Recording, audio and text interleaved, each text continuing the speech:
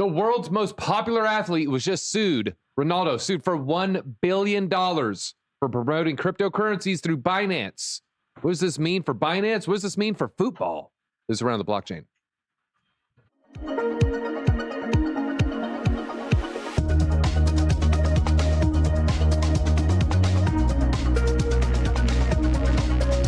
Thank you for joining, everybody. Make sure you go ahead and hit that like button. We got some phenomenal guests on today. We're going to go ahead and start.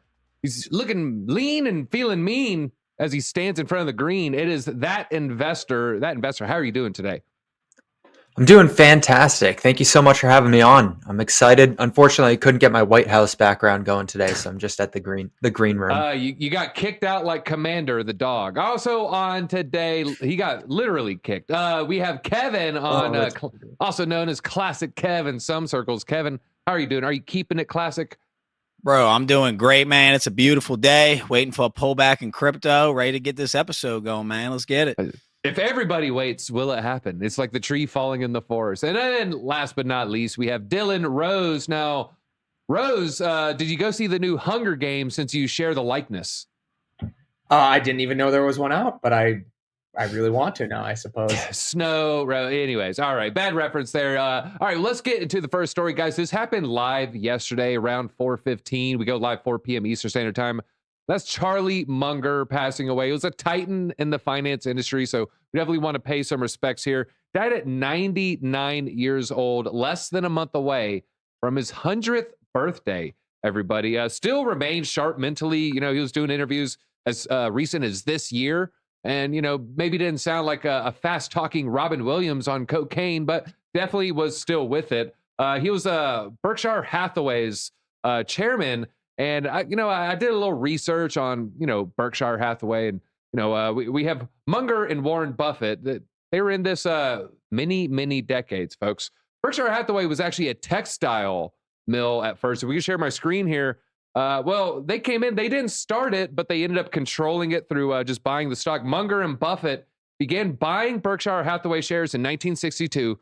For $7 a share, and then they took control by 1965. I pulled up the recent stock price. They were buying at $7 today. $543,000. So I would say that was a pretty good gain right there. That investor, Charlie Munger, he was a titan in the industry. So let's pay him a little respect. We'll pause the crypto talk for a bit. Let's choose a stock here. That investor, you got that investor in your name, so you must know a stock or two. What is your favorite non-crypto stock that you wouldn't mind holding? My favorite non-crypto stock that I actually do hold is not something Charlie Munger is going to be a fan of, but it's actually Palantir stock. A lot of you guys probably have heard of this before. It's in play on AI, and unfortunately, it's also a play on war and conflict and just not being in a stable global environment. They're really good at sifting through data, and I think they're grossly undervalued. They just turned profitable. I think it'll be a good decade or so with this stock.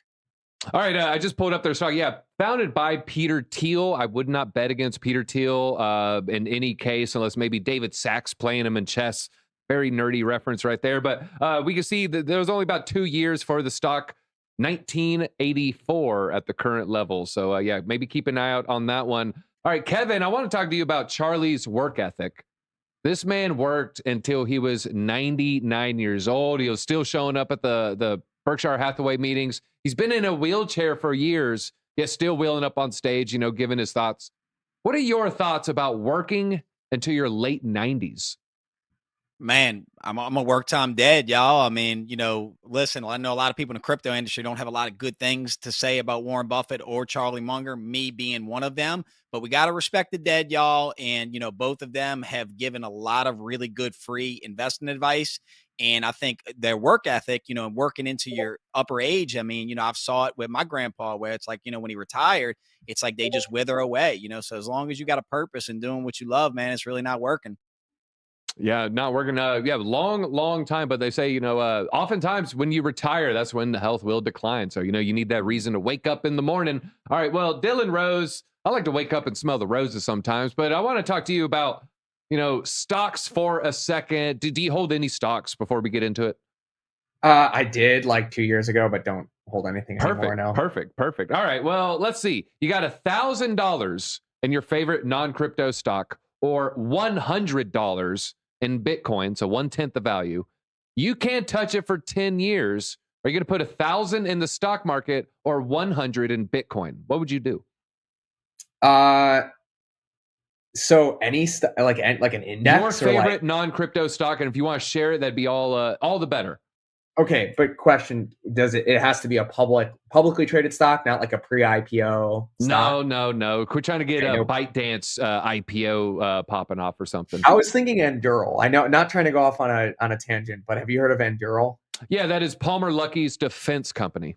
Yes, that's what I was thinking, or like OpenAI. That would be. I would prefer those two companies. So I'd have to go with Bitcoin because I can't really think of any stocks right now that are that interesting. I think the stock market is not going to see major gains for a bit. Just the last 10 years were super crazy, and I think it's going to take time to cool off. Maybe Nvidia, maybe it'd be tough. Maybe 1,000 in Nvidia would probably do better than 100 in Bitcoin. Yeah, let's go with that. Let's go with 1,000 in Nvidia. I'll let that one ride. All right, and don't share it just yet. Palmer Luckey, he's known for colorful outfits. This one is YouTube safe. All right, so I had to do some digging. Dylan, I don't know if you're aware. He's got a lot of like anime style cosplay pictures floating around the internet. Palmer Luckey, if you didn't know, invented Oculus, and he sold that to Facebook. Got in a big scrap with Jason Calacanis a year ago. It was pretty funny. But all right, let's move on. Good call there. Peter Thiel Company, Palmer Luckey Company. I think you do pretty good. Kevin, we didn't ask you. Throw out a stock. What do you got for us? What's your favorite non-crypto stock? I was about to say, man, I don't get no stock picks. And I was going to say Nvidia because that was one of my most profitable stocks, but Dylan stole that one. But so I will say Tesla. But then I thought about it. I'm like, wait, DZ, is Tesla technically a crypto stock? You know, just minus 5 points, DZ.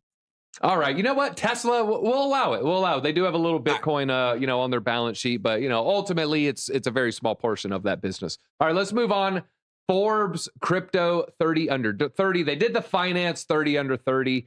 So nearly half is filled with people with ties to crypto. So out of the finance, I think it was 14 involved in Web3. I have a couple pictures here I want to share. Let's just cut to the chase here. They say there's a curse involved with Forbes. Some say it's with the cover. Some say it's just being labeled on that list. We have a couple of the rogues gallery here, and this is too new. They don't even have CZ up. So CZ also made a Forbes list. There's Elizabeth, I forget her last name there. Oh, Holmes, that's right there. She basically had a blood testing company that was fraudulent. Then there's, of course, Sam Bankman-Fried. $20 billion. This is WeWork. I think he had like $20 billion in cash, and the company's worth less than $1 billion now. And then SV Bank. And then, of course, like I said, CZ also just had his cover as well.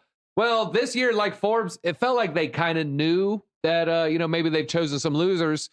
They also created a Hall of Shame list. SBF was on there, as well as Caroline Ellison.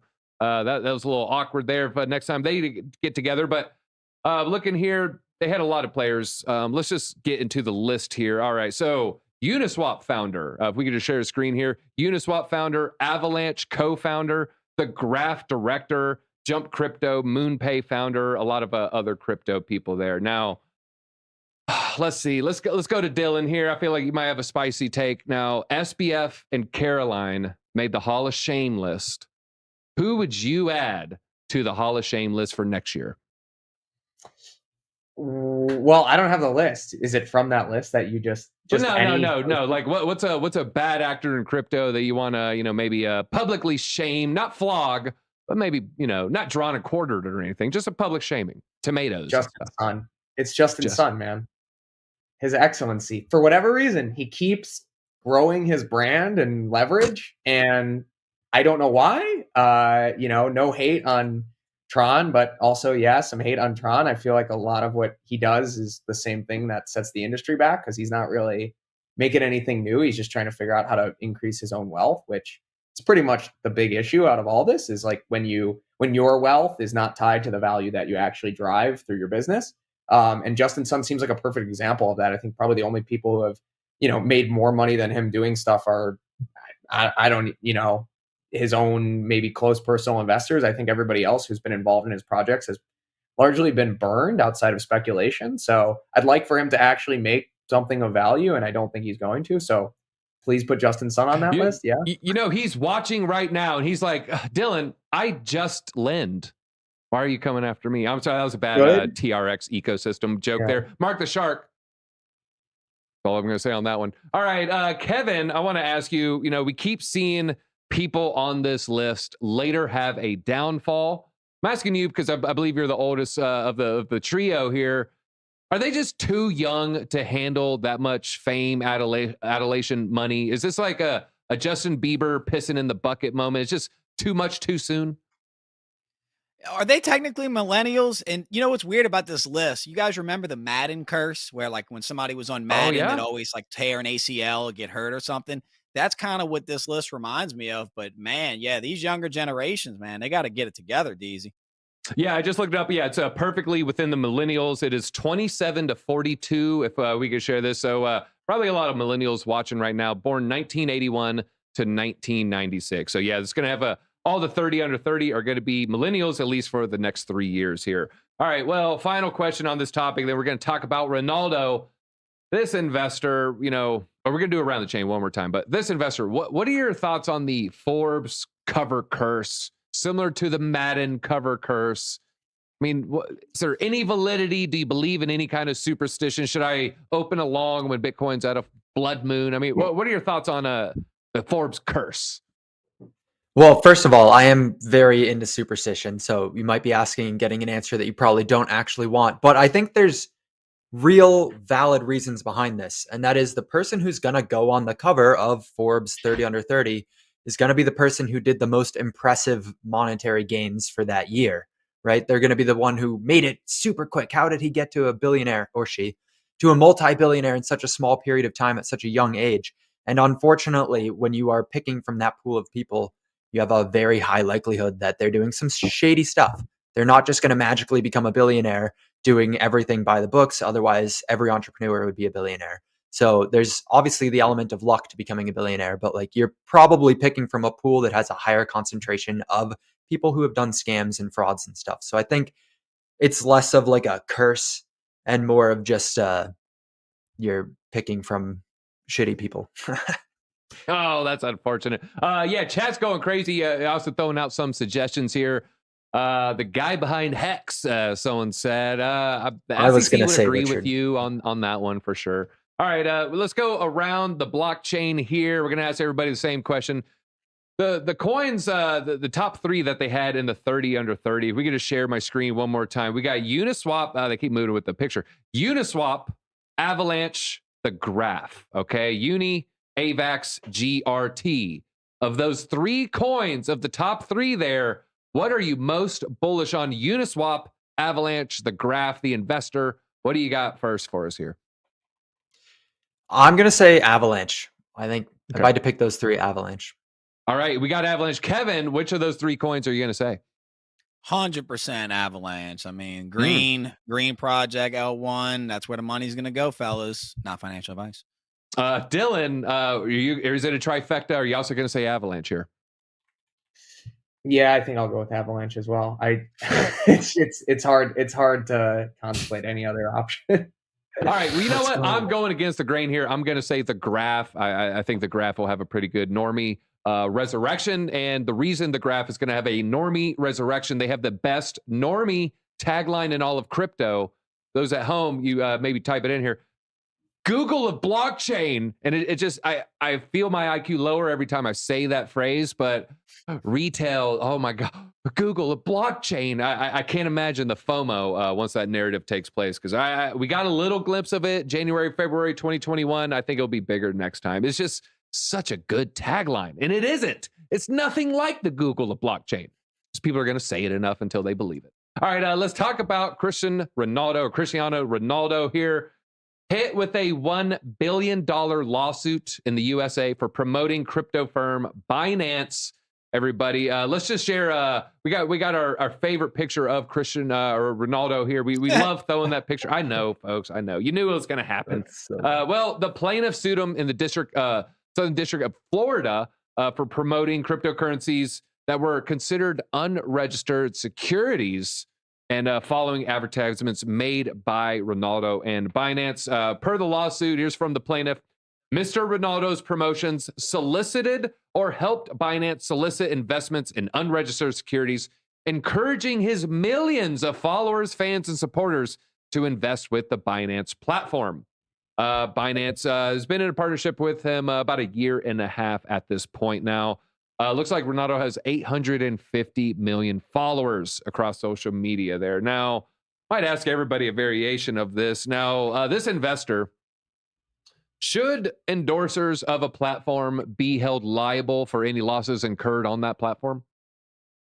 My initial answer is going to just be no, but I think it's very nuanced, right? If you're promoting a platform that is like obviously doing scams and like fraudulent, then yes, but you have to be able to determine where that line is. But it would be like just promoting a company that goes bankrupt.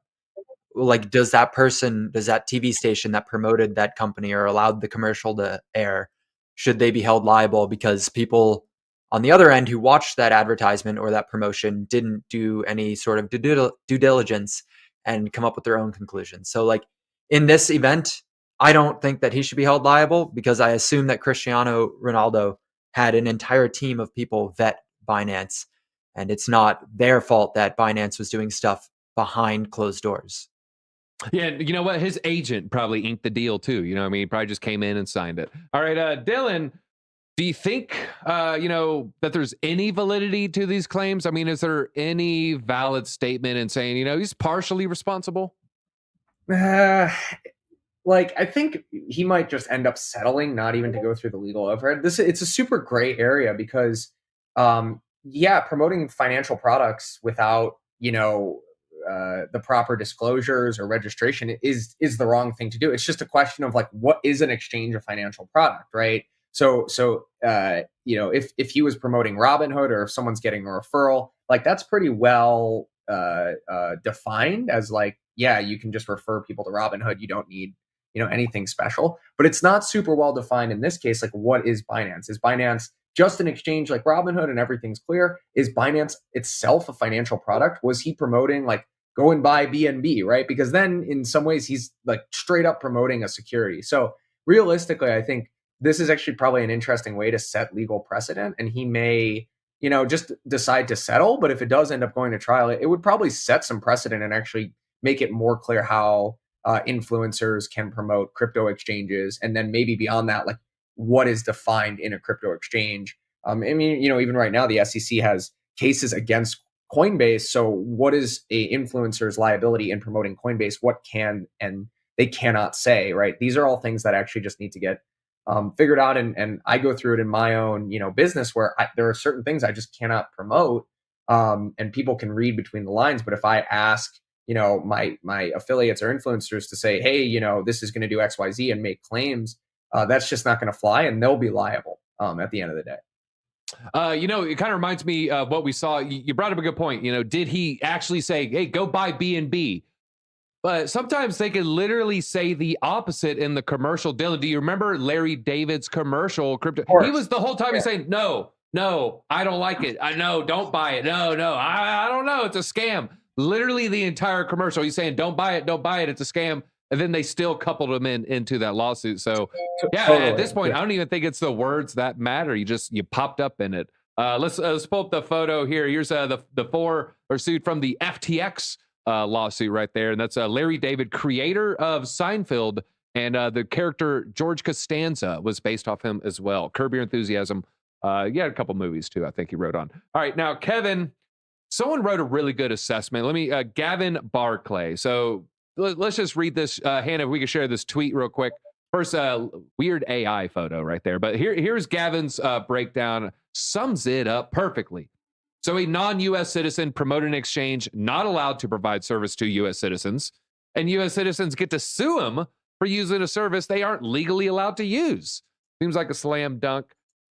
Should the person filing this lawsuit, Kevin, should they be held liable at this point? I'll read that assessment. I'm getting pissed off at this guy.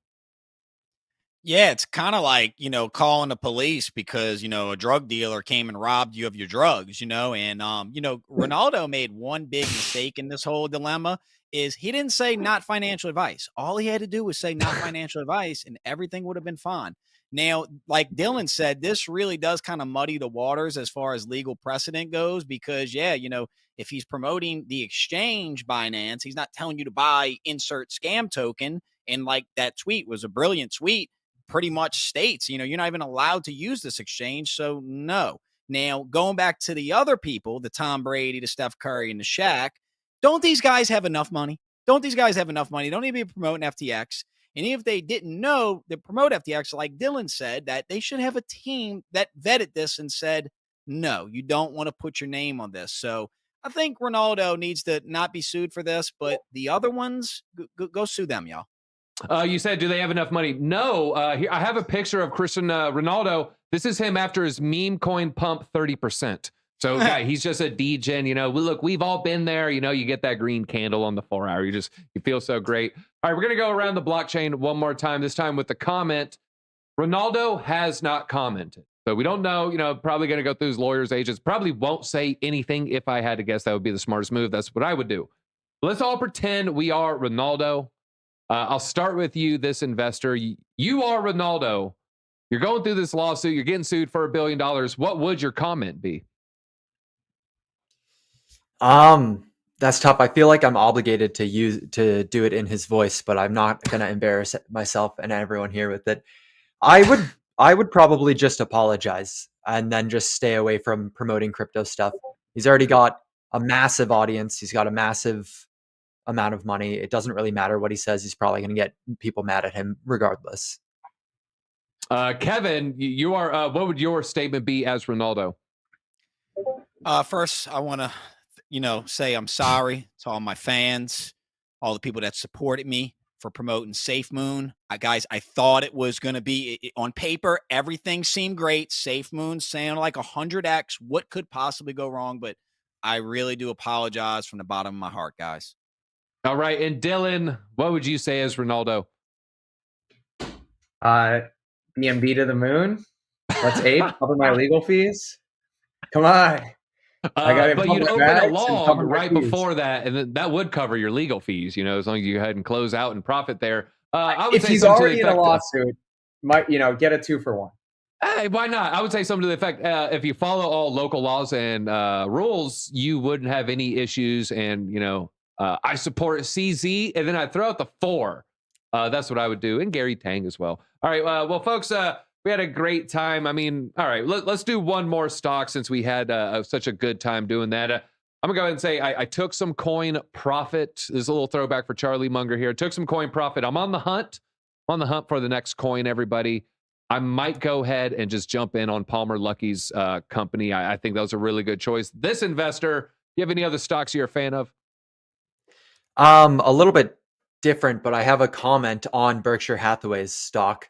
So Warren Buffett, actually, when he bought that, he's been quoted saying that it was the worst investment that he ever made initially, because he was looking for those cigar butt companies where it's like they have one more puff left before they go bankrupt. He ended up having to buy out all the other shareholders to be able to turn it into what it is today. But for a while, it was his worst investment on book. And now, obviously, it went from $7 to $500,000 per share, which is mind-numbing.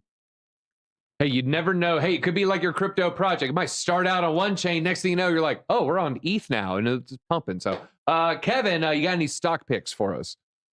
Yeah, I'll give y'all, I don't want to give y'all specific stocks, but I'll give you 2 sectors to look at. Guys, one, nobody ever lost money investing in broad market index funds. So that's what a lot of books will tell you to do. And 2, guys, look at these crypto mining stocks. I'm not going to tell you specific ones, but those will actually outperform a lot of your favorite coins in the bull run. So I heard people will riot if you don't share a particular company. They might riot, maybe even have a marathon of rioting. Sorry. Anyways, Mara and Riot, I would check those 2 out. Dylan, got a stock for us?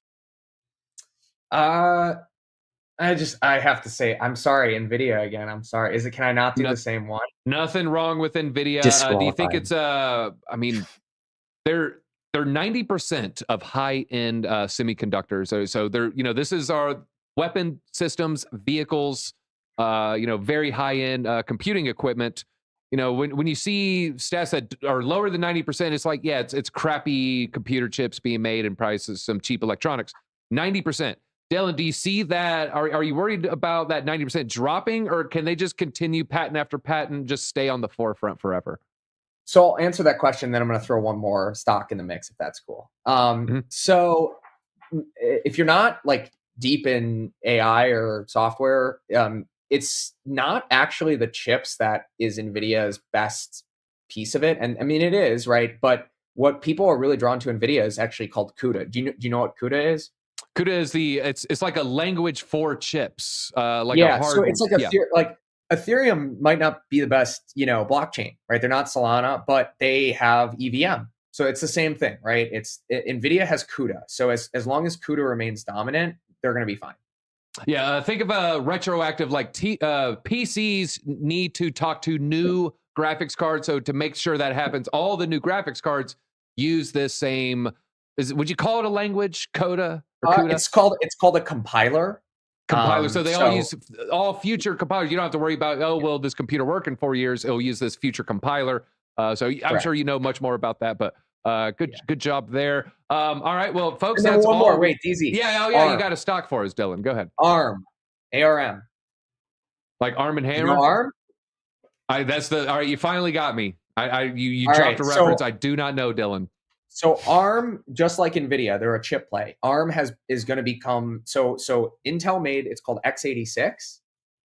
ARM made ARM. So almost every chip now, Raspberry Pi, NVIDIA, Intel's probably going to move, has to license ARM's design from them. They went public this year. And if NVIDIA starts using them, AMD starts using them, if Intel makes the switch and everything is on ARM, which is looking how it might be, ARM will be right up there with NVIDIA as one of the largest. They don't manufacture chips; they license their design. Yeah, it's a patent licensing play. I like it. I like patent plays. When they are right. Well, folks, I think that's all we got time for. I think everyone, we all got in a nice little final word. We do want to pay our respects to Charlie Munger, a titan in the industry. We don't want to pay our respects to Forbes 30 under 30. Hey, maybe we'll see. We'll check back 12 months from now. We'll check this current list of 30. Maybe no one's in jail, so that'll be a good thing. And Ronaldo, I say he's innocent, folks. That's my 2 cents. He shouldn't have to pay a penny. But folks, make sure you hit that like button.